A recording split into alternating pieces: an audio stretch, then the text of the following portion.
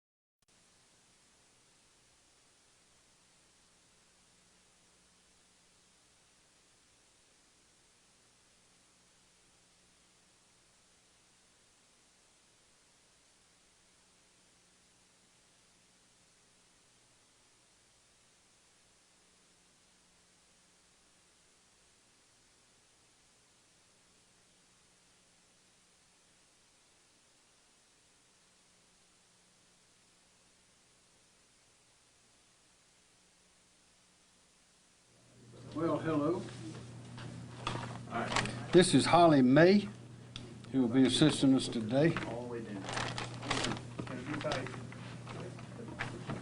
We have a number of people who will speak today, 9, including me, and we thank you for coming. We'll try to be brief, and then if you'll hold your questions till the end, we'll try to answer all of them, because some may be answered as we go along. We'll start with John Quagliarello from the National Weather Service. John. Thank you, Governor. Good afternoon. Good afternoon. Florence has undergone rapid intensification and was upgraded to a Category 4 hurricane with wind speeds of 130 miles per hour around midday today. The hurricane's wind field is expected to grow with time as it approaches the coast of the Carolinas. The forecast track from the National Hurricane Center has not changed significantly and is still expected to be a large and extremely dangerous hurricane when it makes landfall. While the track shows landfall across southeast North Carolina, it is very important to remember a couple of things. 1, don't focus on the landfall location depicted in the Hurricane Center forecast. Instead, look at the cone of uncertainty, which shows where the center of the hurricane is likely to go 2/3 of the time. This means the hurricane can still make landfall along portions of the northern or central portions of the South Carolina coast. 2, the cone does not at all imply where impacts from the hurricane will occur. In fact, impacts will extend far from the center of Florence. For example, tropical storm force winds could extend well over 100 miles from the center of the storm, and hurricane force winds could extend 50 miles from the center of the storm, putting much of the state, even well inland, at risk for destructive winds. As for timing, the tropical storm force winds will arrive well in advance of landfall, likely sometime Thursday morning, at which time all preparation should be completed. Landfall along the Carolina coast looks to occur late Thursday or Thursday night. Life-threatening storm surge is likely along portions of the coastline in association with Florence. This is in addition to the high surf and deadly rip current risk, which will continue through the week. Once Florence moves inland, it is expected to weaken and move very slowly, resulting in a prolonged and exceptionally heavy rainfall event along and north of the track. Depending on where the heaviest rain occurs, this could result in significant river flooding across portions of the state into next week. This could be the first Category 4 hurricane to make landfall in the Carolinas since Hugo. Please follow the advice of local emergency management officials for evacuation information. Thank you. Thank you, John. I'd like to point out that we are expecting more wind than we had with Hugo and more water than we had with Matthew. And the soil is moist, in some places it's saturated, and that means that all of this water that's going to be coming in on this very high velocity hurricane, which is right now is moving, and we expect to move slowly across the ground when it gets there, it'll be dumping water on us in North Carolina, all of which will flow through South Carolina, much of what's in North Carolina.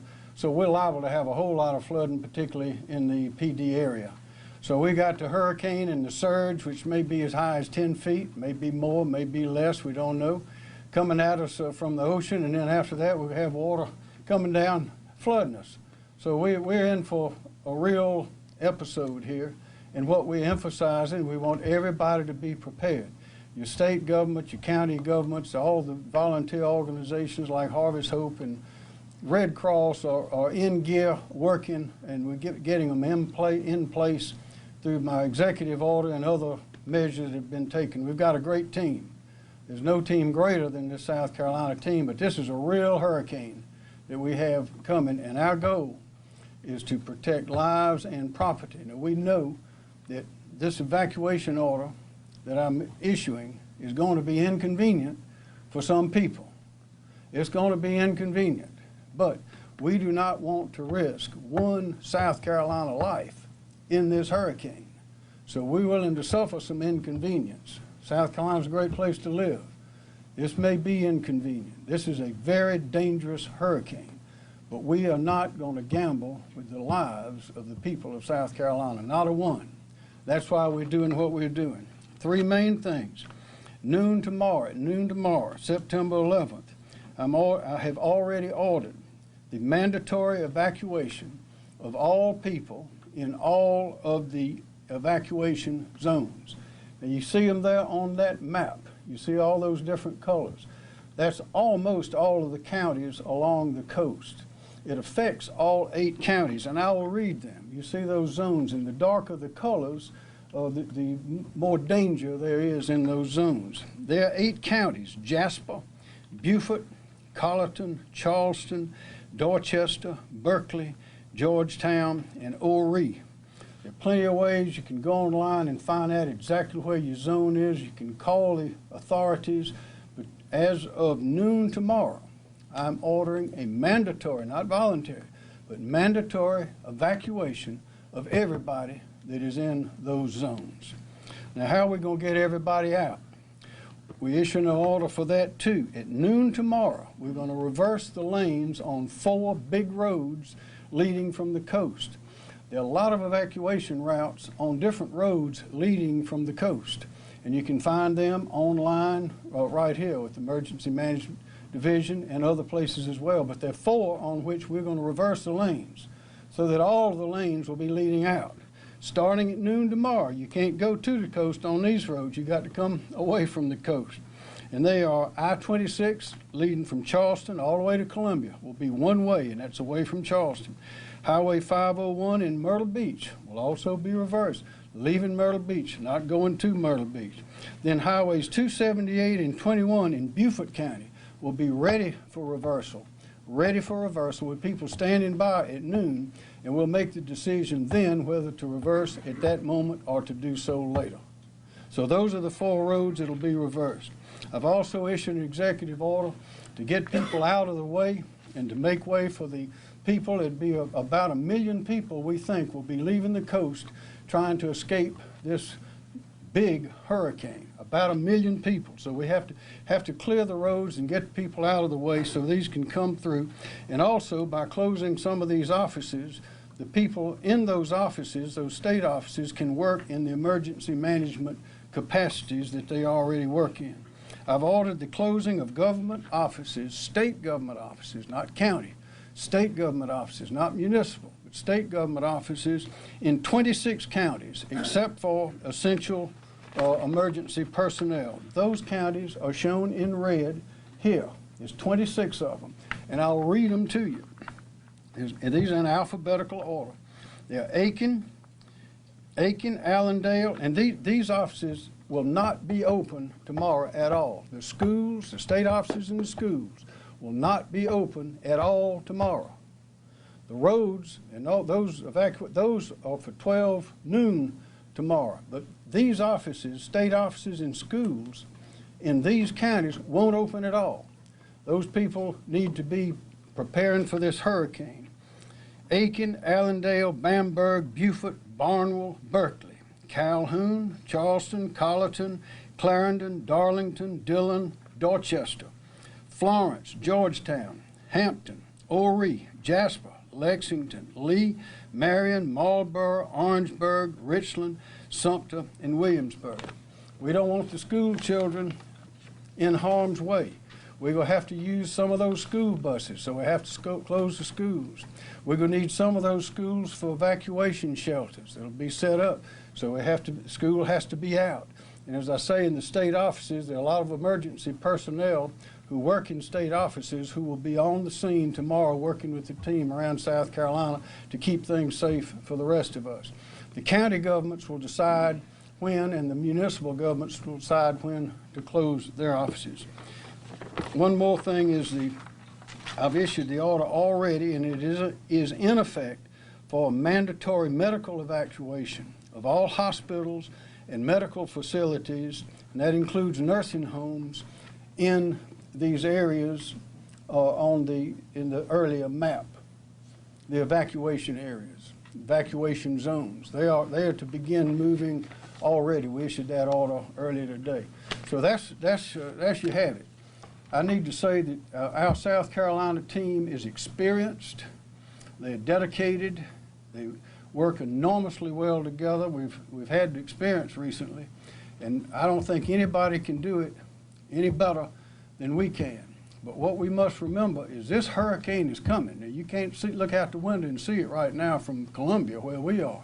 But if you were to go out there in the ocean, before long, you might find winds of 155, 145 miles an hour, and we know it's going to hit somewhere to have a dramatic impact on South Carolina. Whether if it hits closer to North Carolina, then we still know that throughout South Carolina we'll have heavy rains, we'll have heavy winds, we're going to have power lines down. People, we need to prepare. We still have time now to prepare. We urge you to do that. General Livingston. Thank you, Governor. Team South Carolina is moving into position, the entire team, the team you see behind me and beside me, to facilitate the evacuation, but we're also positioning to do post-storm activities that include search and rescue, evacuation, wellness checks, security, and route clearance. So we are well positioned with people that are already in position to not only deal with the storm as it comes in, but also deal with the aftermath of the storm. From the National Guard perspective, we currently have 1,600 soldiers on duty, and that number will increase as the needs increase. We suspect it will go well past 3,000 as we go into Wednesday. Thank you, Governor. Thank you. Ms. Hall. Thank you, Governor. Currently, the South Carolina Department of Transportation has over 3,000 employees ready to deploy into the area and engage in our response and recovery operations. We are in the process of moving 35 crews specifically to the coastal area in order to be able to respond to this event. In support of the Governor's evacuation order and anticipation of increased traffic on our highways, we have already extended our motorist assistance programs, our SHEP program along I-26, I-95, US 21, and US 278. We have also moved to 24-hour operations on our welcome centers and rest areas in order to provide those comfort stations for our travelers across the state. Finally, we have done an extensive planning exercise along with our partners at the Department of Public Safety to pre-identify some routes for evacuees to use. I encourage you to go to the EMD website and locate the route that's closest to you and will make sense for you as you plan to evacuate. And then last but not least, again, in support of the Governor's order for the evacuation, we will be lifting or suspending the tolls on the Cross Island Parkway in Hilton Head effective noon tomorrow. Thank you, Governor. Thank you, Ms. Hall. Ms. Smith. Thank you, Governor. Leroy Smith, Director of the South Carolina Department of Public Safety. As the Governor stated, we are planning for a full coastal evacuation, including the 4 lane reversals that the Governor mentioned earlier. The 4 lane reversals route, as he stated, throughout the 3 conglomerates, southern, central, and the northern conglomerates. We are planning for a large-scale evacuation. We want to maximize the use of all lanes. We're going to use an operation, as I stated earlier, called lane reversal. That means that lanes traveling, if I may focus on the I-26 corridor, lanes traveling on I-26 from Charleston to Columbia, both east and westbound, will proceed in the same direction, heading away from the approaching storm. Our goal is to move as many evacuees away from the threatened area as quickly and as safely as possible. How do we implement it? We have an ingress, that's the beginning. That's where we will load the vehicles on the reverse side. And we have an egress, that's the end. That's where the vehicles will exit the reverted side. How do we clear for lane reversal? We will flush the normal traffic of the eastbound lanes of I-26 in Columbia. And when the order is given, we will divert the eastbound traffic on I-26 to either US 321 or I-77 northbound. During the flushing phase of it, if your vehicle is in front of the trooper's vehicle on I-26 corridor eastbound, if your vehicle is in front of that trooper's vehicle, you get what we call a free ride or a push all the way to the Charleston area. However, if your vehicle is behind that trooper's vehicle on the I-26 eastbound corridor, your vehicle will be diverted to either US 321 or I-77 northbound. As the trooper is flushing the I-26 corridor eastbound lanes, as the trooper passes an exit, we will also close that entrance ramp, restricting access to the eastbound lanes of I-26. We will continue this process until we get to the Charleston area, the I-526 interchange. Once we have completed that flush, working with our partners, we will have aviation units to make sure that those lanes are clear. And once we've ascertained that those lanes are clear, that's when you will see the true highway patrol vehicles entering the reverted side, and they will escort, if you will, the motoring public from the Charleston area to the Columbia area. How do we get the vehicles on the reverted side back to the regular westbound lanes of I-26? Vehicles traveling, let me back up. How do we load the I-26 reverted lane on the eastbound side? In the Charleston area, if you're traveling on I-526 from the Mount Pleasant area or West Ashley area, certain of those lanes will be diverted to the reverted side. Also, Ashley Phosphate, US 78, as well as College Park Road, we could also load the reverted side from those interchanges. How do those vehicles return back to the normal lanes once we get to the Columbia area? Traffic on the normal westbound side of I-26, that's your normal traffic, they will be diverted to I-77 northbound. And just west of that I-77-26 interchange, there's a crossover. The vehicles on the reverted side will enter the crossover and back to the regular westbound lanes of I-26. So we have 3 lanes on the reverted side, exchanging into 3 lanes on the normal side, so we don't interrupt the flow of traffic. Emergency services along the I-26 lane reversal route will have the National Guard with their vehicle recovery teams. That's Humvee and a wrecker with 2 Humvees. Their job is to keep the roadways clear to move the vehicles from the main travel portion of the roadway. EMS and fire, they have certain areas that they are responsible for along the route to respond. Aircraft, as I mentioned earlier, will need area assistance to oversee the entire route during the overall process. DOT SHEP. SHEP is an acronym for State Highway Emergency Program. They would provide service, roadside assistance, if you will, for disabled vehicles. Also, DOT will have personnel and equipment along the traffic control points of I-26. And last but not least, the troopers and state law enforcement officers will provide line patrol assistance along the reverted route. And thank you, Governor. Thank you, Mr. Smith. Chief Keel. Thank you, Governor. My name is Mark Keel. I'm Chief of SLED. In preparation for response to Hurricane Florence, 444 state law enforcement personnel have already been deployed to the coastal regions.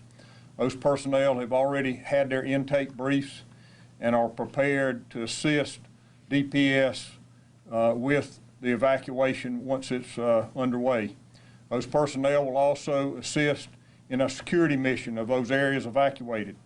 Sadly, we know that there are those who will try and take advantage of this situation to commit crimes. Whether it's price gouging, looting, or break-ins, I want everyone to know that additional law enforcement resources are already in place. We are dedicated to keeping the peace and to arresting those who choose to break our laws. Our state and local law enforcement officials will be out in force to aid in storm evacuation and in the security of those homes and businesses that folks have left and evacuated. I urge all citizens to cooperate with our law enforcement officials. And again, I want to emphasize that lawlessness during this period of time will not be tolerated. Thank you. Thank you, Chief. Dave Wilson, DHEC. Thank you, Governor. I'm David Wilson, Acting Director of DHEC. As with the rest of Team South Carolina, DHEC has been in preparation for Hurricane Florence. We have earlier today sent out a notification, a statewide press release, asking dam owners to lower their water levels in their dams and in their impoundments to be ready for the heavy anticipated rainfall. I would go ahead and say that if you're an owner of a pond or a dam, whether it's regulated or not, it's always a good idea when we're expecting heavy rainfalls to go and look at your dam. If the pond's really full, go ahead and start lowering that so it can hold extra capacity from the rainfalls.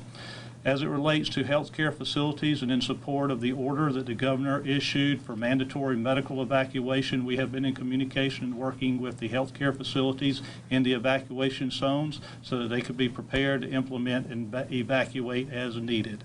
And then finally, we're ready to help man special need medical shelters as those are needed for evacuees as they move from the coast. Thank you, Governor. Thank you. Kim Stenson. Thank you, sir. Kim Stenson from the State Emergency Management Division.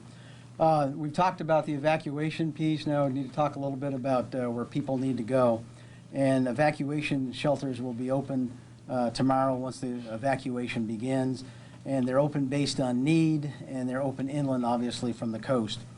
The shelter locations are available in a full list, updated live and in real time on scemd.org. That's our website. And also in our South Carolina Emergency Manager mobile application. If you do decide to go to a shelter, and many decide to go to family and friends, but if you decide to go to a shelter, you need to consider bringing blankets, pillows, and comfort items because they may not be initially available. Medicines, if you have any chronic conditions such as high blood pressure and diabetes, any identification documents that you might need, and then special food items if you have small children, if you are on a restricted diet. Service animals are allowed in some shelters, but not in all. Well, I'm sorry, service animals are allowed in all shelters, but there may be some shelters that do not accept pets. And they'll be noted on the website, and you'll be able to see that real time, and also on our South Carolina Emergency Manager app. If you do show up at a shelter with pets, the workers there will try to work with you and see what accommodations they can make and point you in the right direction so that you can take care of your pets as well as yourself. We'll have a couple things. One is we'll have our state information hotline, the public information phone system will be open tomorrow. That's at 1-866-246-0133, and there'll be Spanish interpreters that will be available. So that'll be available to answer any questions in terms of the evacuation and the sheltering and any other questions you might have. Just to repeat, though, go to our website at scemd.org. It's in disaster mode right now. You can easily tap into disaster information, shelter information, closing information, and also the same is on our mobile application that we just fielded here earlier this summer. Thank you, sir. Thank you.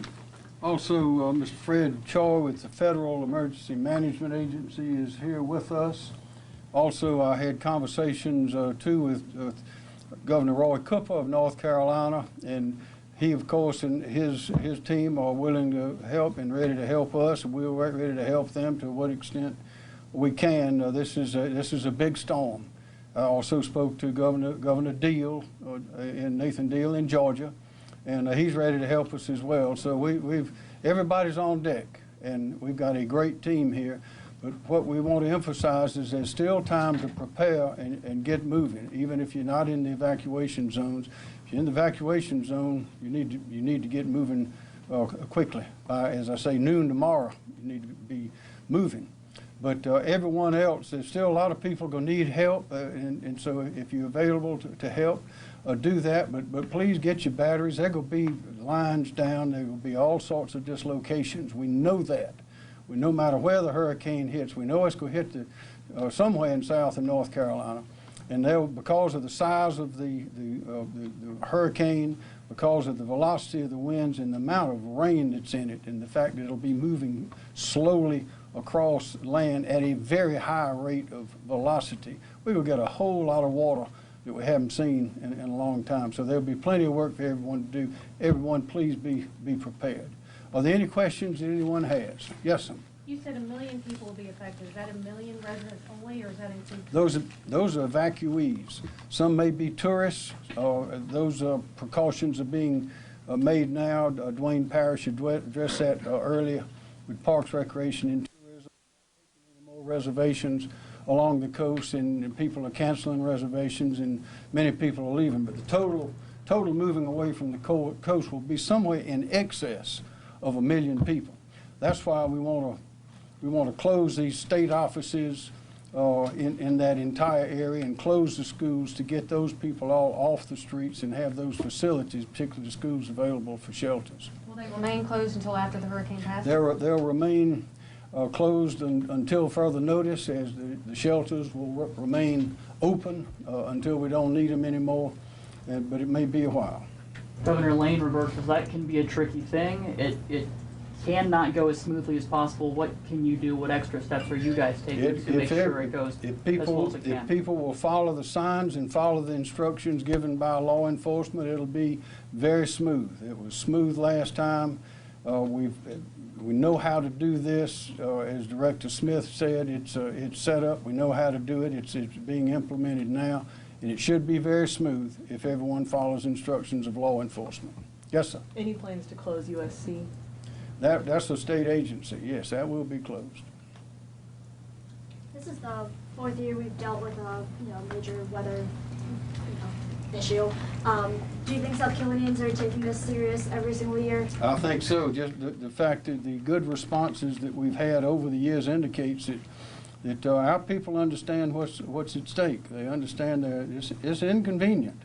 Living in South Carolina means you're living by the ocean, and if you're by the ocean, you have a chance of a hurricane. And if you look at those maps, you think, I think there's 7 of them out there now, 7 or 8 in the Atlantic and the Pacific, and I think we have 4 in the Atlantic, and all of them, of course, are coming this way. But this one is particularly big, particularly strong, and without going into all the details, the atmospheric conditions are such that there's nothing stopping it. A lot of times the high pressure that is now north of the hurricane as it comes from Africa across the Atlantic towards us is holding it down just like a wall would hold, like a rail would hold a car on a racetrack.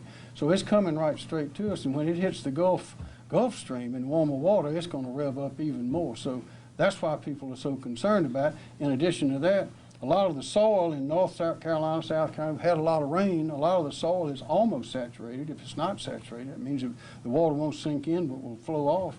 And because the hurricane appears to be going to move slowly across ground as it goes, not in velocity, but in its 5, 6, 7 miles per hour, whatever it is, that means a lot of rain will be dumped on us. So this is a big hurricane. On hospitals, how many I know this is probably a question for DHEC. Yes. How many hospitals, medical facilities are affected? How many patients might be affected? Yes, sir. There are a total of 177 healthcare facilities that are impacted, 19 hospitals, an additional 5 that are associated with correctional facilities. I would have to provide you the breakdown on the number of beds and people affected later. Governor, yes. When we talk about closings for schools, what advice can you personally give to parents, to teachers, anything else that you can tell them as this is in effect? I would say this would be a very good teaching opportunity to get one of those brochures that are readily available online from the Emergency Management Division. And we have copies here someplace. So they've got all sorts of illustrations and facts and figures and illustrations that show exactly what's going to happen. But use this as a teaching experience, both of how weather is and how hurricanes work, but also how the government and private citizens work to protect each other and get people out of harm's way. And again, break that down? School children at closing schools, what went into that? And state offices. They will close. They will not open back up tomorrow. State offices, except for essential emergency type personnel, and also, but all schools, all public schools in those 26 counties will not open tomorrow. That'll keep those people off the road, open the roads up for people who are evacuating the coast, and also it will open up the schools for use for use of the school buses, and also to use those schools for shelters as need be. So we're taking it very seriously, as you can tell, and we've got a great team to do it. With Interstate One-Way to Columbia, do you have any idea of the hotels availability for those evacuating so far? Dwayne Parrish of Parks, Recreation, and Tourism told us earlier today there are still hotel rooms in Columbia, there are Greenville and Spartanburg. I And there's a horse trials, an equestrian trial going on in Tryon, North Carolina. I think they have 800 horses there. So they have a lot of people visiting up in that part of the state, that's adding to the number of people there. But that's one reason we want to have all of these schools open, so as necessary, we'll be able to put as many people up as possible. Governor, with all those schools closed, are there any plans in place to use those school buses to evacuate people at shelters farther north if needed, like we have in the past? That's exactly one reason we're closing those schools, is to make those buses available as needed. All of them probably will not be needed, but some will be, and they'll be available. So there are parts of the coastal counties that aren't in the evacuation zone? That's correct. What would you say to those people who live in a coastal county that isn't in the zone? What should they do? I'd say get prepared and move. That's good. Most of those 8 counties, most of the counties, some of all the counties, some of 2 or 3, I think, no, Horry, maybe some of Berkeley, maybe some of Dorchester, some of Jasper are not included, but most of the counties, except for Horry, the majority of each county, all of Charleston, all of Beaufort, a lot of Colleton, it's most of the coast, and it goes way in. I'd say don't take a chance.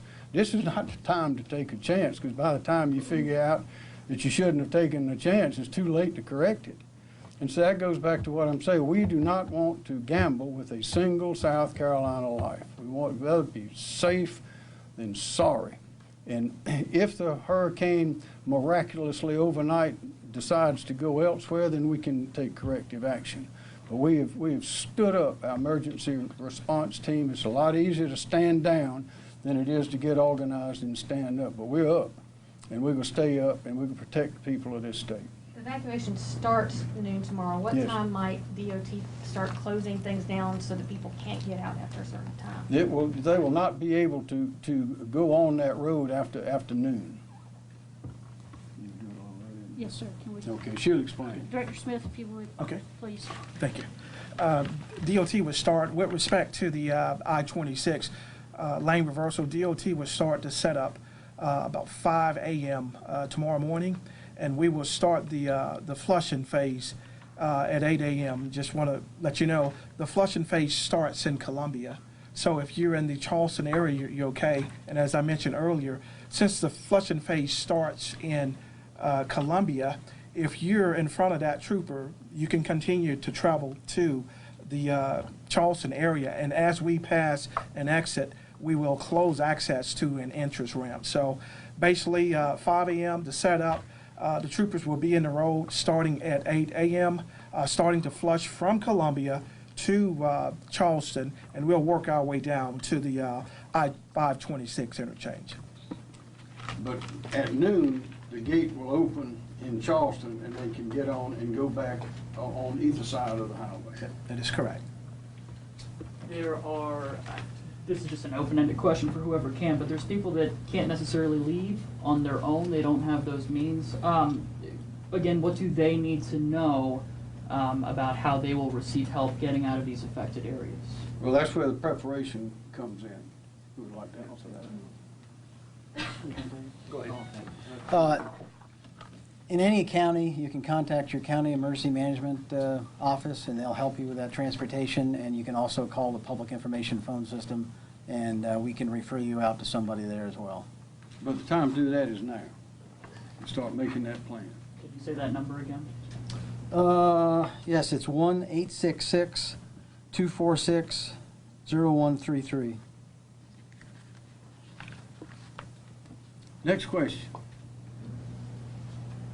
So USC will be closed tomorrow morning Yes. along with all the schools? Yes. Through whenever the hurricane? Yes, until further notice. Any more questions? Thank you very much. As we hear things, we'll alert. Thank you.